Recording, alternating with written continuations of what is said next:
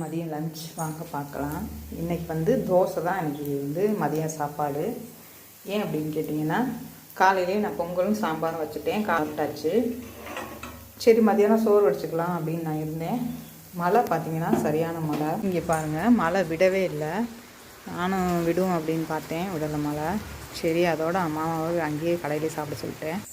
அவங்க வந்தால் நினைஞ்சிருவாங்க, அதனால் நான் திரும்ப போகும்போது நினைஞ்சிருவாங்க, நான் வர வேணாங்க அப்படின்னு சொல்லிட்டேன். இப்போ நான் மதியான நேரத்தில் தோசைலாம் சுட்டுட்ருக்கேன். எனக்காக தனியாக சாதம் வடித்து எதுக்கு வேலை பார்க்குறதுக்காக இல்லை, எனக்கு தோசைன்னா ரொம்ப பிடிக்கும். சரி நம்ம தோசை ஊற்றிக்கலாம் அப்படின்னு சொல்லிட்டு நான் இப்போ தோசை ஊற்றிக்கிட்டு இருக்கேன். இட்லி தோசை 3 நேரம் கொடுத்தாலும் நான் சாப்பிடுவேன். நம்ம இன்னும் ஒரு தோசை ஊற்றிக்கலாம். இந்த தோசைக்கு சாம்பார் கொஞ்சமாக ஊற்றிக்கலாம்.